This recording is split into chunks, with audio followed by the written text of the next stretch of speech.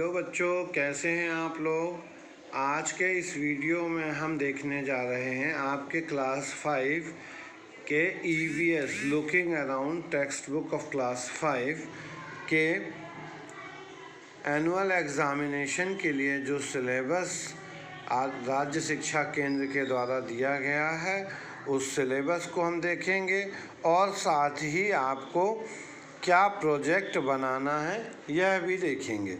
और इसके साथ साथ में हम मैथमेटिक्स की बुक मैथ्स मैजिक क्लास 5 का से कौन कौन से चैप्टर आपको एनुअल एग्ज़ाम में आने वाले हैं और उनके लिए आपको क्या प्रोजेक्ट बनाना है वो देखने जा रहे हैं। जैसा कि मैंने पहले वीडियो में भी बताया है कि आपको ये कुल तो क्वेश्चन पेपर जो है वो 60 मार्क्स का आने वाला है, 20 मार्क्स का आपका प्रोजेक्ट वर्क होगा।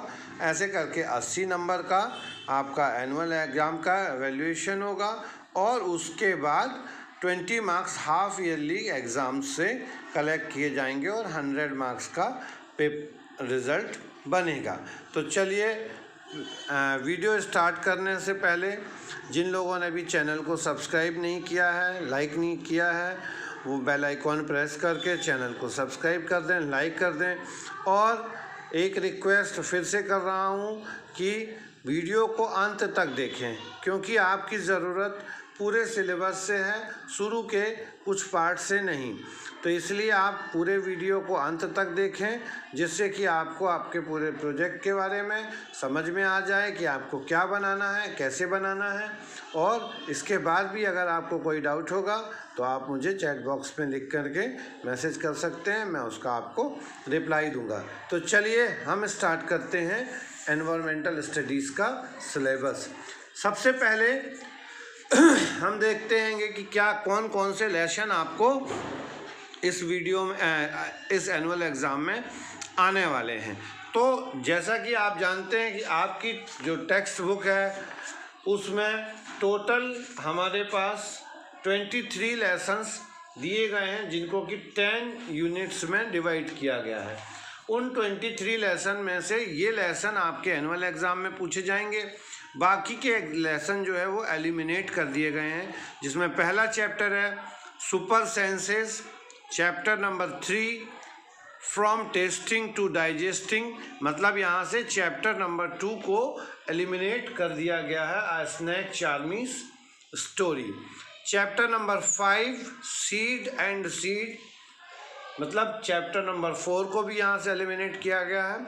Chapter number 6 every drop counts, chapter number 7 experiment with water, chapter number 8 a treat from mosquitoes, 9 number का चैप्टर अप यू गो, इसको एलिमिनेट कर दिया गया है। चैप्टर नंबर 10 है walls tell stories, chapter number 11 है Sunita in space, chapter number 12 what it if it finish, chapter number 14 when the earth shakes, chapter number 15 blow hot blow cold, chapter number 16 को eliminate कर दिया गया है who will do this work, chapter number 17 across the wall, 18 number का chapter no place for us, 19 number का chapter a seed tell a farm eliminate कर दिए गए हैं। उसके बाद 20 नंबर का चैप्टर हुज फॉरेस्ट, उसके बाद 21, 22 और 23 नंबर के चैप्टर्स को एलिमिनेट कर दिया गया है।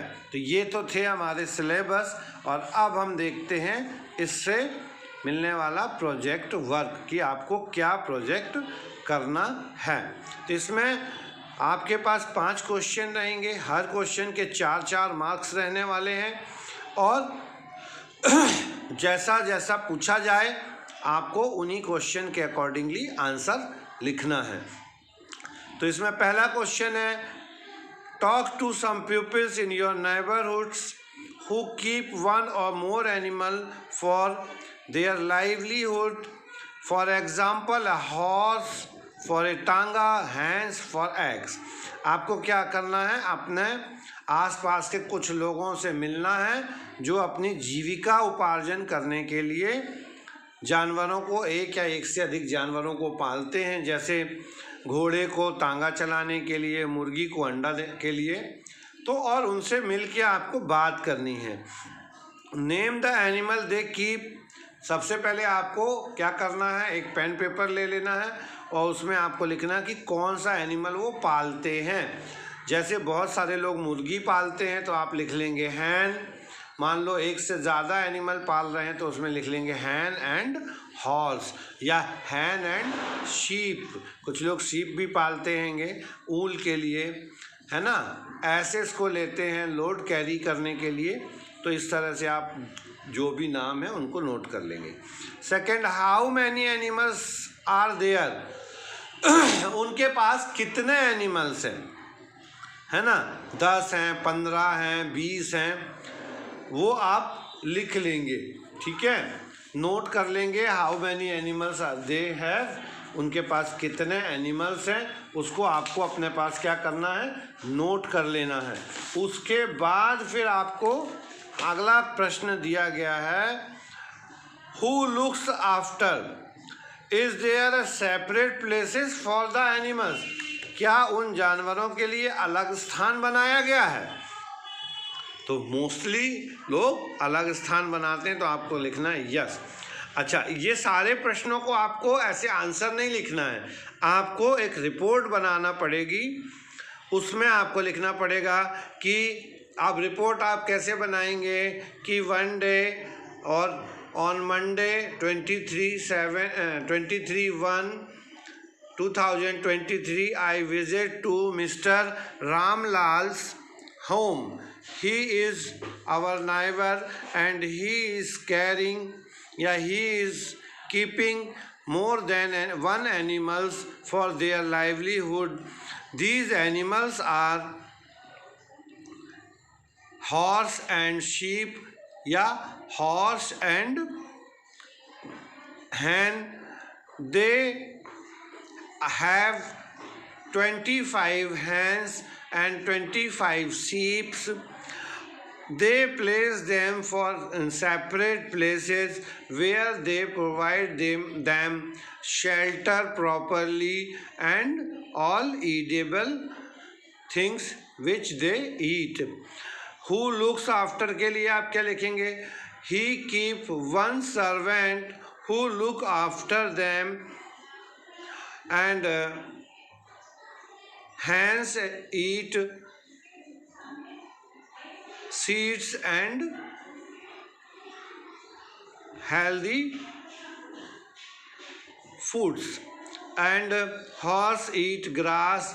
Sometimes we provide them gram also, gram and jaggery for horses, and Mr. Ram Dayal who care the animals. उसके बाद नेक्स्ट क्वेश्चन है, do the animals ever fall ill. क्या वो एनिमल बीमार पड़ते हैं। तो लिखोगे sometimes these animals are fall ill and we keep them to doctor for their treatment. तो इस तरह से आपका ये जब पूरा लिखेंगे हर क्वेश्चन के आंसर्स के साथ में, तो आपका एक पेज करीब बन जाएगा और उसके बाद में आप उसको कंप्लीट करेंगे। फिर दूसरे क्वेश्चन पे नए पेज से आप दूसरा क्वेश्चन लिखेंगे। Discuss any 3 person live in your village who migrate on season and right the answer of the following and make one report. इसके लिए आप क्या करना, क्वेश्चन लिखेंगे फिर आंसर लिखेंगे। Which season they go and who goes with them and where they go. किस मौसम में वो यहाँ से जाते हैं, कौन कौन उनके साथ जाता है और कहाँ जाते हैं। तो मान लो वो लोग गर्मियों के मौसम में जाते हैं तो आप लिखेंगे कि summer season they go, their family members also goes with them and they go to the hilly areas where the temperature is reduced. Why they go? वो क्यों जाते हैं? They go to the hilly areas to collect the forest medicines और wood. What kind of work they do there? वो वहाँ पर किस प्रकार का काम करते हैं? कुछ लोग लेबर का काम करते हैं जंगलों में, कुछ लोग सेल्फ का काम करते हैं। How much they earn money? वो वहाँ से जाते हैं तो कितना पैसा, कोई 5,000 कमा के लाता है, कोई 2,000 कमा के लाता है, तो वो आपको लिखना रहेगा। How they arrange their shelter? तो अपना वो शेल्टर कैसे अरेंज करते हैं, तो उसके लिए आप क्या बताएंगे कि वो किसी के यहाँ या तो रेंट से लेकर के रहते हैं या टेंट एकोमोडेशन, टेंट बना करके रहते हैं। What happens of the childrens studies? बच्चों की पढ़ाई का क्या होता है? तो इसमें से आप देखेंगे कि बहुत सारे बच्चे पढ़ाई नहीं करते हैं और कुछ बच्चे आसपास के किसी सरकारी स्कूल में अस्थायी रूप से चले जाते हैं। और which languages use to speak for their conversation? कौन कौन सी भाषा उनके लिए उन लोग यूज़ करते हैं? तो they are using their own language for conversation और local language of the area for their livelihood, है ना। लोकल लैंग्वेज में वहाँ की है, उसमें ही वो बात करके जनरल लैंग्वेज जो है उससे आपको वो वहाँ पर रहते हैं। तो इस तरह से इन क्वेश्चन के आंसर्स को आप लिख देंगे। Student discuss with their, third question है, student discuss with their friends और relative who visited anywhere, ask them to share their experience for their journey from starting to ending and no. आपको क्या करना है, अपने दोस्तों से मिलना है, मिलने के बाद उनसे पूछना है कि वो कहीं घूमने जाते हैं बाहर, अगर जाते हैं तो शुरू से आखिरी तक का वृतांत क्या होता है, उसको आपको इन क्वेश्चन के बेसिस पे करना है। At what season they visited? किस मौसम में वो जाते हैं? तो हमारे यहाँ मोस्टली गर्मी की छुट्टियों में ही सब लोग बाहर घूमने के लिए जाते हैं। Who went with them? उनके साथ कौन जाता है? तो उनके साथ उनके पेरेंट्स और रिलेटिव्स जाते हैं। How they go there? तो वो कैसे जाते हैं? तो वो जो है ट्रेन से जाते हैं और फिर जहाँ तक ट्रेन जाती है वहाँ तक ट्रेन से जाते हैं, उसके बाद वो टैक्सी या बस के द्वारा वहाँ पर पहुँचते हैं। What kinds of plant they saw there? वहाँ पर वो किस तरह के पेड़ पौधे देखते हैं? तो वो वहाँ पर बहुत सारे पहाड़, चूँकि वो पहाड़ों में घूमने जाते हैं तो पहाड़ी पौधे देखते हैं और कुछ हर्बल प्लांट्स भी उनको देखने को मिलते हैं। What are the main sources of water there? वहाँ पे मेन सोर्स ऑफ वाटर क्या है? मेल्टिंग आइस, बर्फ़, पिघली बर्फ़ का पानी से वो लोग पानी को मेन सोर्स बनाते हैं, या स्प्रिंग्स होते हैं वहाँ पर, उनसे वो वाटर का मेन सोर्स बनाते हैं। What kind of animals lives? वहाँ किस प्रकार के जानवर रहते हैं? तो आप लिख सकते हो कि मैंगूज आर लिव देयर, है ना, और स्नैक्स भी वहाँ देखने को मिलते हैं, फिर वाइल्ड फॉक्सेस मिल जाती हैं, हॉर्सेस देखने को मिलते हैं, तो वो सारा लिख दोगे आप। What kind of people live there and what are the sources of their livelihood? वहाँ पर किस प्रकार के लोग रहते हैं और उनके जीवन यापन के क्या सोर्सेज हैं? तो वहाँ पर चूँकि पहाड़ी लोग रहते हैं तो वहाँ पर कुछ तिब्बतियन रहते हैं, कुछ बुद्धिस्ट रहते हैं और कुछ लोकल कुमाऊँ और हिमाचल रीजन के लोग रहते हैं। और उनके सोर्सेस ऑफ लाइवलीहुड जो है वो टूरिज़्म, स्पोर्ट्स, एडवेंचर स्पोर्ट्स और फार्मिंग होते हैं। What are the special food items you seen in which language they speak? तो वहाँ पर कौन कौन से खाने के आइटम देखने को मिलते हैं? तो वहाँ पर हमको हिली एरियाज़ में टी बहुत अच्छी मिलती है, वहाँ के पहाड़ों में चाय बहुत अच्छी होती है, कहवा होता है, एप्पल होते हैं, अखरोट होते हैं और गेहूँ होता है। तो ये सारे फूड आइटम्स वहाँ पर देखने को मिलते हैं। और मोस्टली वहाँ चूँकि मिक्स रीजन के लोग रहते हैं, तो कुछ लोग तिब्बतियन लैंग्वेज बोलते हैं, कुछ लोग गढ़वाली भाषा बात करते हैं, कुछ लोग कश्मीरी लैंग्वेज में बात करते हैं। तो इस तरह से आपको इस क्वेश्चन का आंसर लिखना है। इसके बाद क्वेश्चन नंबर 4 है, visit any nearby field, discuss with the farmer about complete process और timing of farming of wheat. गेहूं की खेती के बारे में पूरी जानकारी इकट्ठी करना है ना। पिक्चर इकट्ठी करनी है गेहूं की खेती की, और उसके लिए आपको रिपोर्ट बनानी है कि किस मौसम में आपको गेहूं बोया जाता है, कौन सी मिट्टी में गेहूं बोया जाता है, कितना पानी चाहिए पड़ता है, किस मौसम में गेहूं पर बाली आना चालू हो जाती है, किस मौसम में गेहूं को काटा जाता है। तो आप ये बताओगे कि ये रबी की फसल है कि खरीफ की फसल है। फिर आप ये बताओगे कि इसके लिए ब्लैक सॉइल या रेड येलो सॉइल बहुत अच्छी होती है। फिर इसके बाद इसके लिए मैं आपको कमेंट सेक्शन में कुछ पेज नंबर हिंट में दूंगा, और उन पेज नंबरों की हेल्प से आपको इन क्वेश्चंस के काफ़ी अच्छे आंसर्स मिल जाएंगे। तो ये आपका क्वेश्चन नंबर 4 है।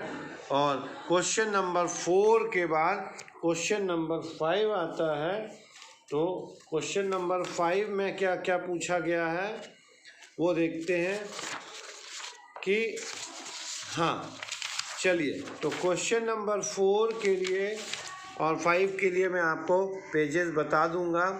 Question number 5, at a very high places where the temperature goes down and oxygen level is also decreases, mountaineers carry oxygen cylinders, collect some picture of that and write about it. पहाड़ों पे जो लोग जाते हैं वहाँ पे temperature भी कम होता है और ऑक्सीजन लेवल भी कम होता है, तो वो लोग ऑक्सीजन सिलेंडर लेके जाते हैं। उनके बारे में अपन को लिखना। What are the major problem faced by people at height के टाइम पे उन लोगों को क्या क्या मेजर प्रॉब्लम आती है। हाइट पे जाने से उनको ऑक्सीजन में कमी आ जाती है, टेम्परेचर कम हो जाने से उन लोगों को ठंड लगने का खतरा बढ़ जाता है। When problems occur, what solution are invented? No and write. अब ये परेशानियाँ आती हैं तो वो क्या क्या सॉल्यूशंस निकालते हैं, क्या क्या काम करते हैं। मतलब वो ऐसे गर्म कपड़े पहन के जाते हैं जिससे उन्हें ठंड ना लगे, वो अपने साथ ऑक्सीजन सिलेंडर कैरी करते हैं, वो अपने साथ हेडलाइट लेके चलते हैं क्योंकि वहाँ पर सनलाइट कम आने के कारण, रोशनी नहीं होने से रास्ते में दिखाई नहीं देता है उनको, तो हेडलाइट लगानी पड़ती है बैटरी वाली उनको। तो इस तरह से सारी चीज़ें आपको लिखनी है। Make a list of things you carry when you go to any hill station. Hill station जाएंगे तो आपको कौन कौन सी चीज़ें साथ में रखनी चाहिए। आप हिल स्टेशन जाएंगे तो सबसे पहले तो आप अपने साथ स्लीपिंग वाला बैग लेके चलिए। उसके बाद आपको सन ग्लासेस लेने पड़ेंगे क्योंकि वहाँ पे बर्फ़ में अल्ट्रावायलेट का रेडिएशन होता है। उसके बाद आपको मॉइस्चराइज़र क्रीम और सन के कारण जो टैंक जनरेट होता है वो वाली क्रीम रखनी पड़ेगी। फिर आपको अपने साथ मेडिसिन्स रखनी पड़ेंगी। फिर उसके बाद आपको अपने साथ में कुछ फूड आइटम्स, ड्राई फ्रूट्स जो हीट और एनर्जी देते हैं वो रखने पड़ेंगे। सॉक्सेस रखने पड़ेंगे, woollen socks, woollen jacket, muffler, cap, hand gloves और ट्रैवलिंग शूज़। ये जनरल शूज़ आप पहन के वहाँ पर नहीं चल सकते हैं। कोशिश करना चाहिए कि हमें वहाँ पर कॉटन के ही कपड़े पहनने चाहिए क्योंकि कॉटन, जब हम कॉटन के ऊपर से वूलन कपड़े पहनते हैं तो वो हीट को ऑब्जर्व करती है और हीट एब्जॉर्व करने से हमारे शरीर को गर्मी मिलती है। तो इस तरह से ये 5 क्वेश्चंस आपके एनवायरमेंटल स्टडीज़ के थे। और इसके बाद अब हम देखते हैं आपकी मैथ्स की बुक जिसका नाम है मैथ्स मैजिक क्लास 5, इसके प्रोजेक्ट क्या क्या है और सिलेबस क्या क्या आपके एनुअल के एग्ज़ाम में आने वाला है। तो चलिए स्टार्ट करते हैं मैथ्स का प्रोजेक्ट वर्क, जिसमें आपके पास बुक में काफ़ी सारे चैप्टर दिए गए हैं। आप अगर देखेंगे तो आपकी बुक में आपको लगभग 14 चैप्टर मिलेंगे। उनमें से कुछ चैप्टर एलिमिनेट कर दिए गए हैं, बाकी के चैप्टर आपके कोर्स में आए हैं। तो वो कौन कौन से चैप्टर हैं, जिसमें चैप्टर 1 है the fish tale, chapter 2 shapes and angle, chapter 3 how many square, chapter 4 parts and whole, chapter 5 eliminated है, chapter 6 be my multiple, I will be your factor, chapter number 7 can you see the pattern, chapter number 8 जो कि है mapping your way, इसको eliminate कर दिया गया है, chapter number 9 boxes and sketches, chapter number 10th and 100th, chapter number 11 area and its boundaries, chapter number 12 जो आपके कोर्स का है वो है स्मार्ट चार्ट, वो एलिमिनेट कर दिया गया है, chapter number 13 why to multiply and divide, हमें मल्टीप्लाई और डिवाइड क्यों करना चाहिए और क्या कैसे करना चाहिए, और लास्ट में अपेंडिक्स जो दिया गया है अल्टरनेटिव मेथड्स ऑफ मैथमेटिक्स। ये कुल 13 चैप्टर हैं, मतलब आपके 14 चैप्टरों में से 8-10 चैप्टर्स आएंगे, 2-3 चैप्टर एलिमिनेट हो जाएंगे। तो चलिए अब हम इसके बाद देखते हैं इसका प्रोजेक्ट वर्क। पहला क्वेश्चन है draw a map of any large area on A small paper using a constant ratio, when you make map of any village और town in which all roads are mentioned, observe these roads and which angles are made by the roads, which road make maximum angles and how much. Also find how many right angles are made by roads.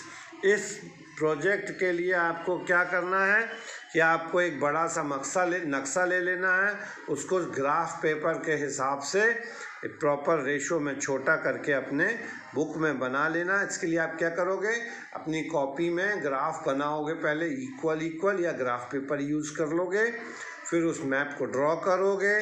Draw करने के बाद में आपको देखना है कि गांव, शहर, रोडें सारी बनाना है आपको, और आपको कितने मैक्सिमम एंगल्स उस रोडों से देखने को मिल रहे हैं, मतलब राइट एंगल कितने हैं, एक्यूट एंगल कितने हैं, ऑब्ट्यूज एंगल कितने हैं, ये लिखना है आपको। फिर कितने how many right angles are made by road, कितनी रोडें ऐसी हैं जो राइट एंगल बना रही हैं, और कौन सी रोड सबसे ज़्यादा मैक्सिमम एंगल बना रही है।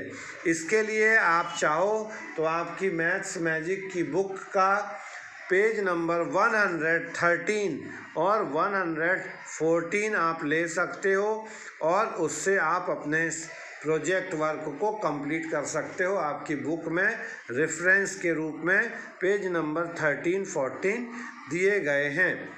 नाउ द सेकेंड क्वेश्चन है observe the road setting at your school और होम। आपको क्या करना है, घर में या बाहर बैठ करके देखना है रोड को, है ना। Take an observation how many types of vehicles are moved 1 hour, 1 घंटे में कितने प्रकार के वाहन निकले। आपको क्या करना है, उन वाहनों के नाम लिख लेना है, जैसे साइकिल, मोटरसाइकिल, कार, बस और truck. Make a chart count why vehicles move maximum using tally marks. आपको उसके बाद क्या करना है, टैली मार्क्स का यूज़ करते हुए, जैसे एक साइकिल निकली तो एक टैली मार्क लगा दिया, फिर एक और निकली तो एक और लगा दिया। इस तरह से आपको टैली मार्क लगाते जाना है। Why these vehicles move maximums, है ना, क्यों ये व्हीकल्स ज़्यादा मैक्सिमम रूप में मूव कर रहे हैं, है ना। Right one report about the vehicles moving maximum, कौन से व्हीकल्स ज़्यादा मूव कर रहे हैं, क्यों मूव कर रहे हैं, इसके लिए आपको एक रिपोर्ट बनाना है कि आज इतनी तारीख को मैं रोड के किनारे खड़ा हो कर के मैंने 1 घंटे ऑब्जर्वेशन किया।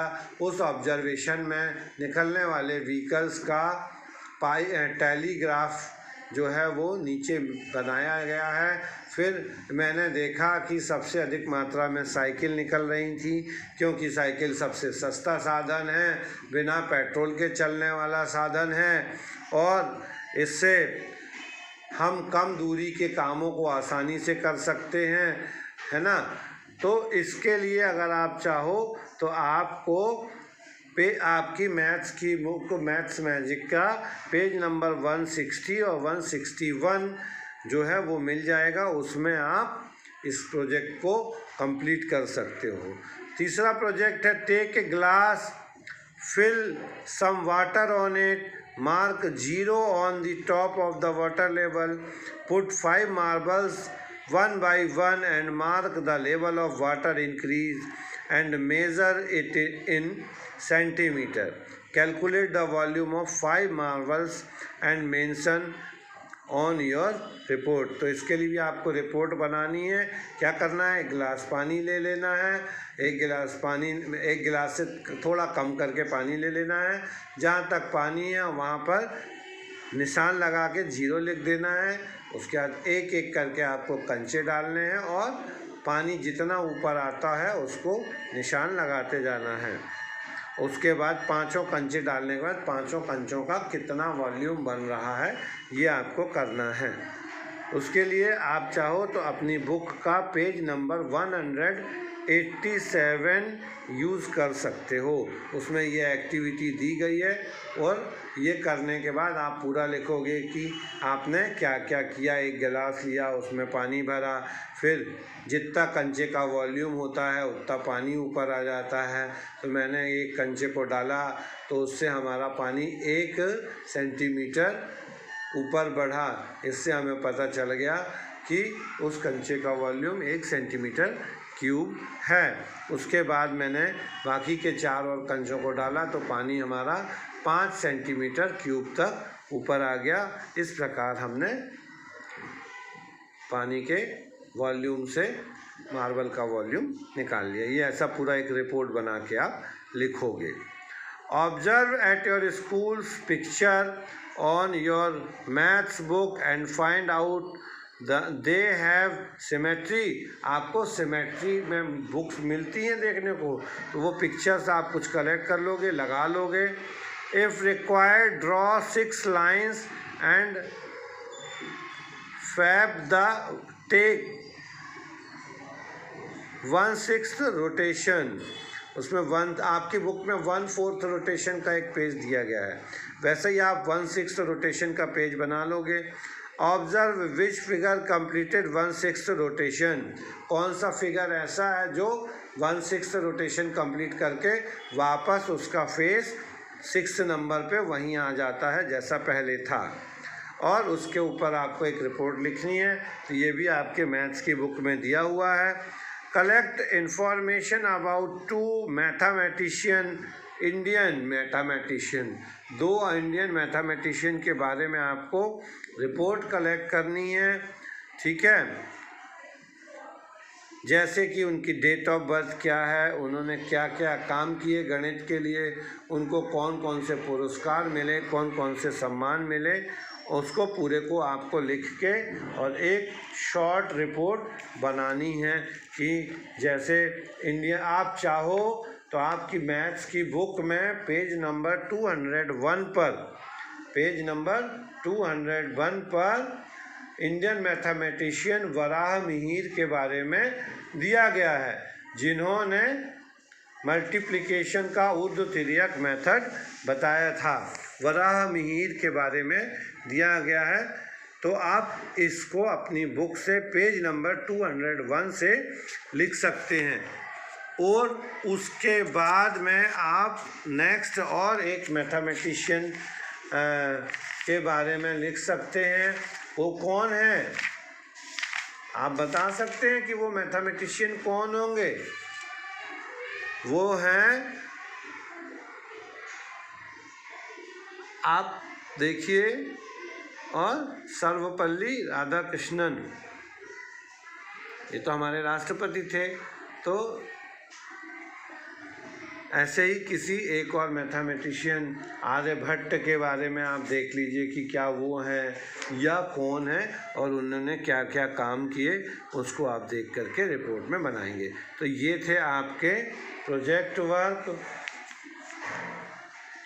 अच्छा, और उसके बाद आप इस प्रोजेक्ट वर्क से अपना काम करेंगे। चैनल को लाइक करिए, सब्सक्राइब करिए और शेयर करिए। और कोई भी अगर प्रॉब्लम है तो आप उसको हमें चैट बॉक्स के माध्यम से बताइए, और उसके बाद आप बाकी के प्रोसेस करेंगे। ठीक है। आपकी बुक में जो सबसे लास्ट पोर्शन दिया गया है, अल्टरनेटिव मेथड्स ऑफ मैथमेटिक्स, अगर आप इस वाले पोर्शन को स्टडी करेंगे तो काफ़ी कुछ आपको देखने को मिलेगा। तो चलो बच्चों, फिर मिलते हैं जल्दी ही नए वीडियो के साथ। और इस बार मैं आप लोगों के मैथमेटिक्स के एनुअल एग्ज़ाम्स में आने वाले जो इम्पोर्टेंट क्वेश्चंस हैं उसकी सीरीज़ लेके आने वाला हूँ। तो keep watching, keep study and be safe.